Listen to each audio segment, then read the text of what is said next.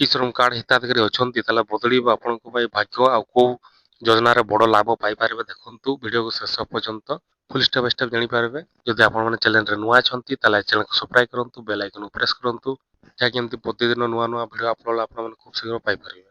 ତ ଦେଖନ୍ତୁ ବର୍ତ୍ତମାନ ଇ ଶ୍ରମ କାର୍ଡକୁ ସମସ୍ତ ସୁବିଧା ଉପଲବ୍ଧ ହେବାକୁ ଯାଉଛି, ଯାହାକୁ ଆପଣ ସମୟ ସମୟରେ ଲାଭ ଉଠାଇ ପାରିବେ। ଯଦି ଆପଣଙ୍କ ଇ ଶ୍ରମ କାର୍ଡ ତିଆରି ହେଇନାହିଁ ତେବେ ଆପଣ ପଞ୍ଜୀକରଣ କରିବା ପରେ ମଧ୍ୟ ଏହାର ଫାଇଦା ଉଠାଇ ପାରିବେ।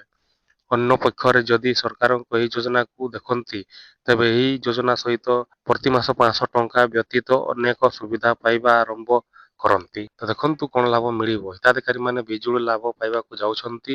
ଆପଣ ବୀମା କଭରର ଲାଭ ପାଇବେ। ଯଦି ଆପଣଙ୍କର ଏହି ଇ ଶ୍ରମ କାର୍ଡ ଅଛି ତେବେ ଆପଣ ପ୍ରଧାନମନ୍ତ୍ରୀ ସୁରକ୍ଷା ବୀମା ଯୋଜନା ଅଧୀନରେ 2 ଲକ୍ଷ ଟଙ୍କା ପର୍ଯ୍ୟନ୍ତ ବୀମା କଭର ପାଇବା ଆରମ୍ଭ କରିପାରିବେ।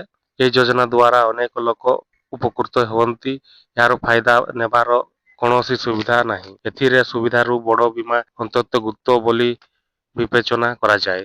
ଯଦି କୌଣସି ଶ୍ରମିକ ଦୁର୍ଘଟଣାରେ ମୃତ୍ୟୁ ବରଣ କରନ୍ତି ତାହେଲେ ତାଙ୍କ ପରିବାର 2 ଲକ୍ଷ ଟଙ୍କା ପର୍ଯ୍ୟନ୍ତ ପାଇପାରିବେ, ଯାହା ସାହାଯ୍ୟରେ ଅନେକ ଲୋକ ଉପକୃତ ହେଉଛନ୍ତି। ଏଥିସହିତ ଯଦି ବ୍ୟକ୍ତି ବିକଳାଙ୍ଗ ଅଟନ୍ତି ତେବେ ତାଙ୍କୁ 1 ଲକ୍ଷ ଟଙ୍କା ମିଳିବ। ଘର ନିର୍ମାଣ ସାହାଯ୍ୟ ମିଳିବ। ସମସ୍ତେ ଚାହାନ୍ତି ଯେ ତାଙ୍କର ମଧ୍ୟ ନିଜର ଘର ହେଉ।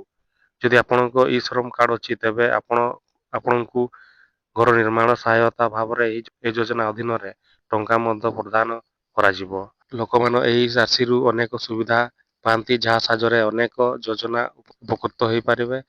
ଏହା ବ୍ୟତୀତ ହିତାଧିକାରୀ ମାନେ ସମୟ ସମୟରେ ପ୍ରତ୍ୟେକ ଉପାୟରେ ଲାଭ ପାଆନ୍ତି, ଯାହା ଲକ୍ଷ ଲକ୍ଷ ଲୋକଙ୍କୁ ଦିଆଯାଏ।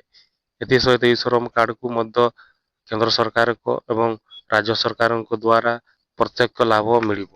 ତ ଦେଖନ୍ତୁ ଯଦି ଆପଣମାନେ ଇ ଶ୍ରମ କାର୍ଡ ଧାରୀ ଅଛନ୍ତି ତାହେଲେ ଆପଣମାନେ ମଧ୍ୟ ଏହି ବୀମା କଭର ପାଇପାରିବେ, ଯାହାକି 2 ଲକ୍ଷ ପର୍ଯ୍ୟନ୍ତ ଲାଭ ପାଇପାରିବେ ଦୁର୍ଘଟଣା ହେଲେ। ଆଉ ବିକଳାଙ୍ଗ ହେଲେ 1 ଲକ୍ଷ ଟଙ୍କା ପାଇପାରିବେ। ତା ସହିତ ଆପଣମାନେ ଘର ମଧ୍ୟ ପାଇପାରିବେ। ତ ଇ ଶ୍ରମ କାର୍ଡ ଏଇ ଅପଡେଟ ଆସିଥିଲା ଆପଣଙ୍କ ପାଇଁ ଇ ଶ୍ରମ କାର୍ଡରେ। ତ ଏଇଭଳି ଆଜିର ଅପଡେଟ ଥିଲା। ଆଶା କରୁଛି ଭିଡିଓ ଭଲ ଲାଗିଥିବ। ତାହେଲେ ସେୟାର କରନ୍ତୁ, ଲାଇକ୍